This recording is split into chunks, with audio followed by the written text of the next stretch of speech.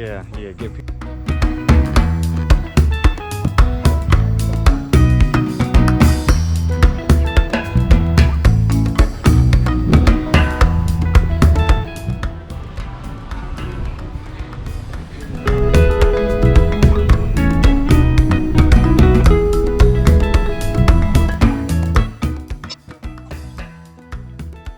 Welcome back, explorers, to part 2 of our trip to Curacao.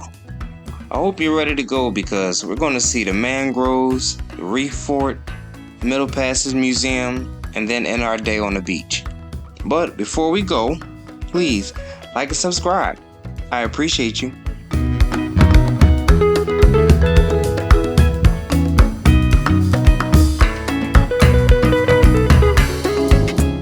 Alright, we're going to take a quick ride around the sightseeing and see what's going on around here.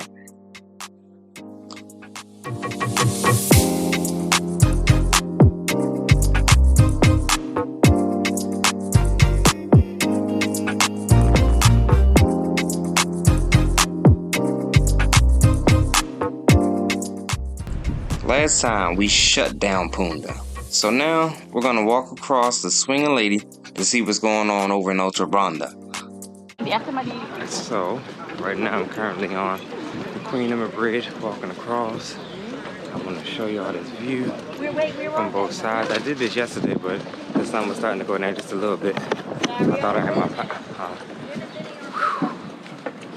get across this. It must be 12 o'clock if the bell is ringing. I'm about to say, I know this bridge not about to open. I'm still on it. But this is what it looks like. Walking across Queen Emma Bridge. This came from this end. Now I'm crossing over opposite side. Whew. It is hot out here today. I knew it was gonna be hot, but jeez Louise. But this has Dutch influence. This is actually a part of the Netherlands. And you can see that in a lot of the structures around. Ooh, I got that line. It's hot. I needed to take a moment, y'all. It's hot.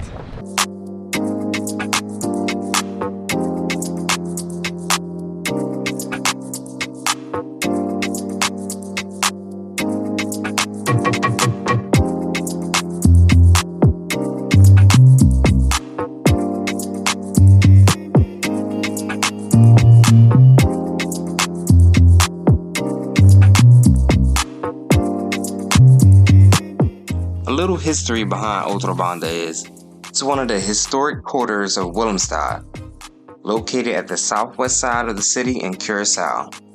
Otrobanda was founded in 1707 and has been designated UNESCO World Heritage Site.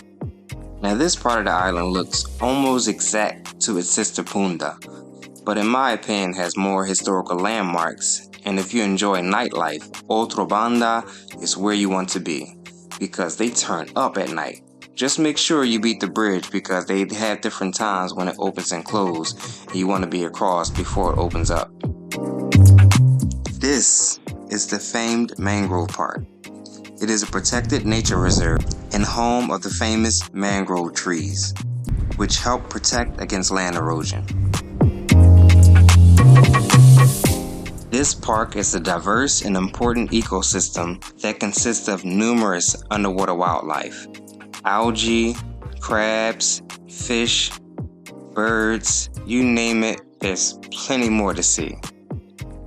I definitely suggest going and visiting the park while you're there.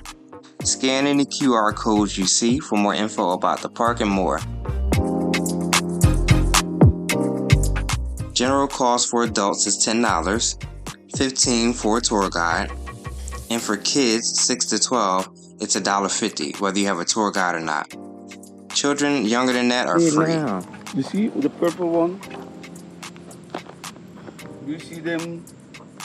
Yeah, I see it now. You see it? So I now, thought you were talking about the fish. huh? I thought you were talking about the fish. I see the No. jellyfish. Yes. But now, if you come here, that you see all of this, what you are seeing is at the bottom of the ground. Now, they are jellyfish. And what that means? So you see, the jellyfish are the one who will eating all the bacteria, all the bad algae, all the mutation algae to make the water be clean. Okay. So when they start multiply, that you know that they will get a lot of food, so they will multiply. Now we have almost like 4 million in and different colors. You see, 3 type of color over there. Purple one, brown one, and coffee with milk. I will show you somewhere else we have a few colors. Okay.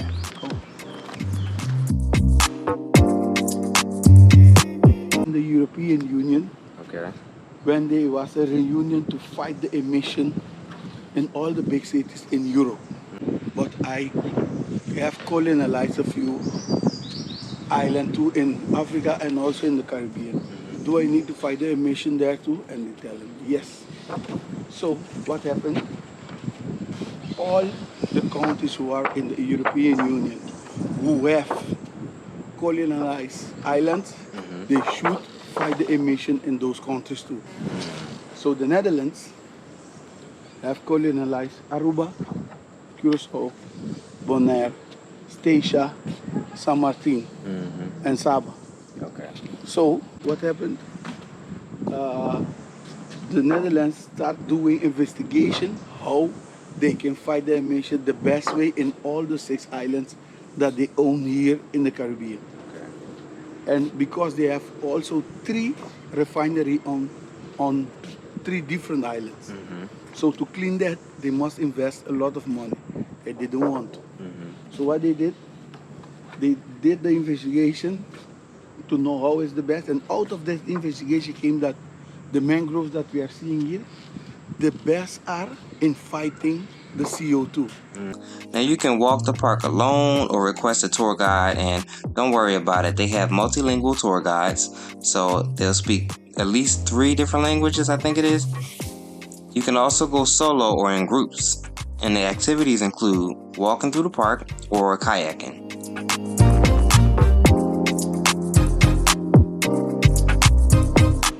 The Otrobanda is where we are now, but the other part, when you cross the bridge, you will come in Punda. Okay. But those 2 are the city, and nowhere in the world you have like a mangrove park in the middle of the city. Only here.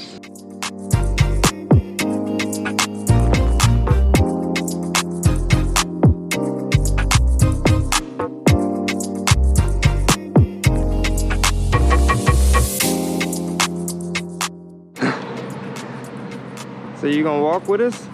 Yes, we will walk because they are most of the time those gray herons are not afraid. Okay. Now we'll go to the nest inside there. Okay. How is the ecosystem from the whole island? So we are responsible for what happened with the fish outside in open sea. We need to detect if something happened with all what nature needs. We are responsible for. So.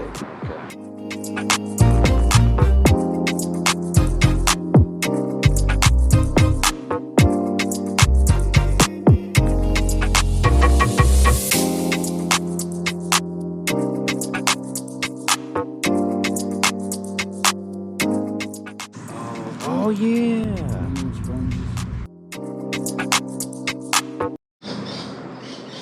This is a deck that you can come up on that they built, so you can get a view on top of the trees and possibly see some of the birds' nests. It's nothing but wildlife all around you. This is the mangrove reef or mangrove park in Curacao.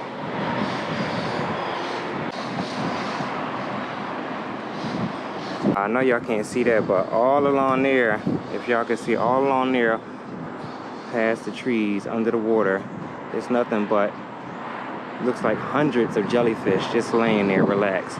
The jellyfish that are upside down. Now, I actually saw the upside down jellyfish in the National Aquarium in Baltimore, but this is the ability to see them in the wild in their natural habitat. All of these beautiful mangrove trees with their beautiful roots just retaining this island. I'm so thankful that I was able to take in this experience. I've always been into wildlife. And if I had a better camera, I'll be able to like zoom in so you can see the fish swimming and you can see the jellyfish. Those are 2 fish swimming down there. But yeah, all along that brownness that y'all see, I'm gonna take a picture of it, but that's nothing but jellyfish, y'all. Nothing but jellyfish. Curacao, y'all.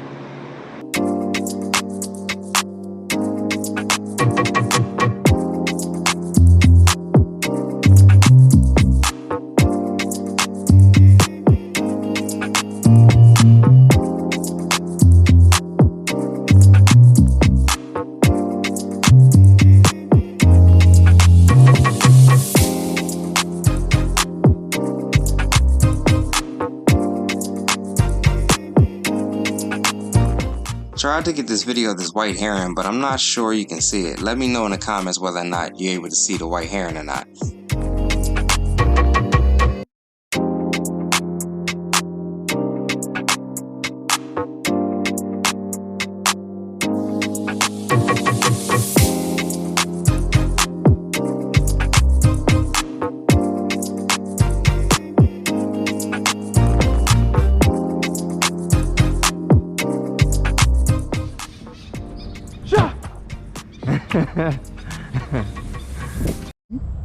I will see this plant is sweating. And now that the sun is burning, he will burn all that water, and the water will become the salt. Oh, salt. Wow. And this way he is trying to get rid of the salt in his system. And then you have this one. It's the red mangrove. It feels almost, it's like from plastic. So pointy leaf, thick texture, and if you feel it by yourself, it feels almost like from plastic. Oh wow, it does. It doesn't feel like it's real. Yes. And if I take one of this, if you make the comparison, you can see like this is small, and thin. small and thin, and then at the back, look at the colors. This why they named this the white mangrove. Okay. This is why they named this the red mangrove. Okay. Oh, I see. This one is more bold. This they name it the black mangrove. Okay. There's only 3 mangrove that we have on the island, but in the whole world we have almost 54 different types of mangrove. Okay. Christina, I am a ranger at the Curacao Reef Mangrove Park, and I'm very glad to give the tour to my friend here, and we will see you soon. Bring some family, and then we go kayaking. Okay? All right, y'all. I'm leaving Mangrove Park right now. It's currently about 98 degrees. The real feel is about 105, 107. It's hot, but I don't really feel it. I guess because I'm out in the sun farming and gardening all day, it doesn't feel as bad.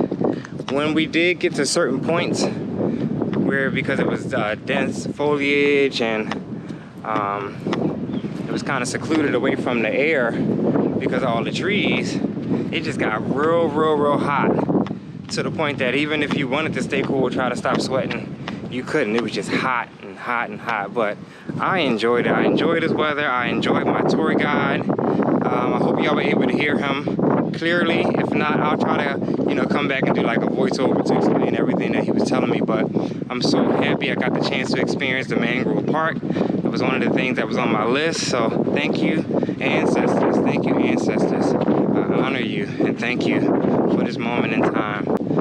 You can't be living in fear, y'all. I'll tell y'all that much. And I can say that because I used to be one to live in fear a lot, until I just decided and just prayed on it and just decided I'm just gonna live my life. Again, I honor my ancestors. I honor and thank you all for just joining me on this trip.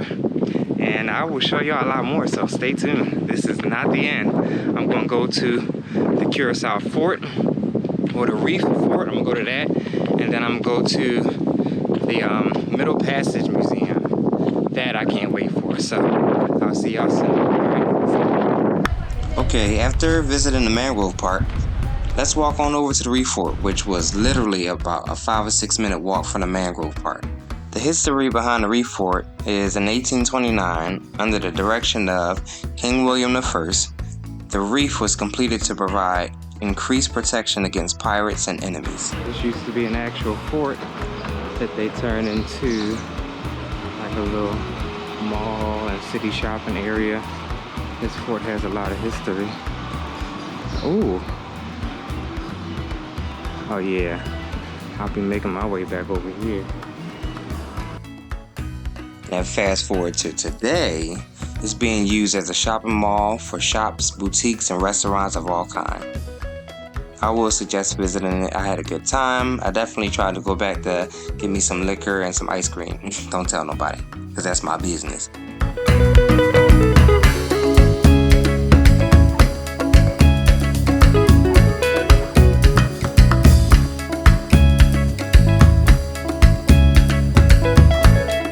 They're closing us in. I'm gonna go.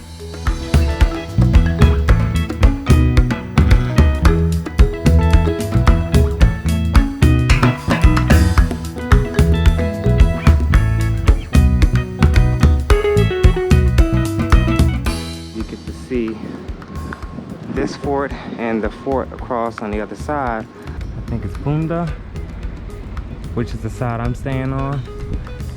Bunda, I think it is, in Willemstad. But now you can see the forts that they used to watch to see if there was any ships coming in times of war.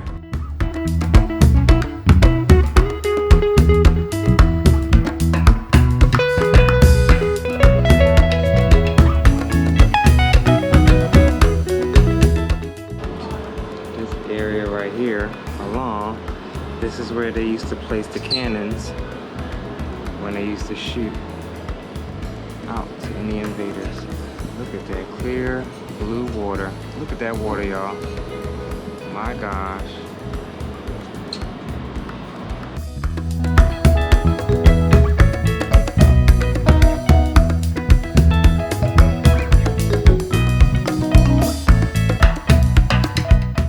Hey, y'all.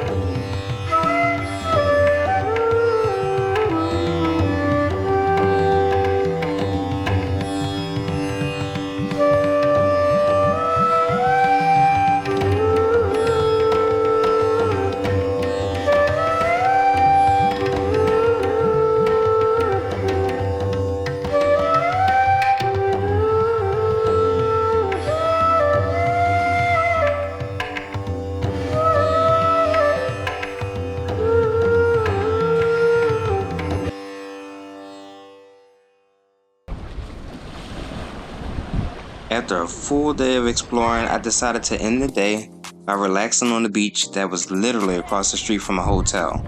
I ended up meeting this great videographer who took these awesome images of me. I can't believe how great these images were. We sat and talked for about 2 hours, literally in the water. Shout out to Sibo. Check him out on Instagram at Sibo Visuals. That's SIBO Visuals on Instagram. And afterwards, we grabbed a bite to eat, talked for a little bit more. He went his way, and I just continued on exploring to see what was going on throughout the island. At this time, I was back on Punda.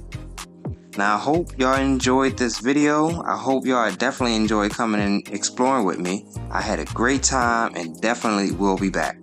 But before you go, as always, y'all, don't forget, like, subscribe, and share. Hit that notification bell. That way, anytime I upload any new content, you'll be the first to know. I'll see y'all in the next vlog. I'll be doing a Brazil vlog, so stay tuned for that, y'all.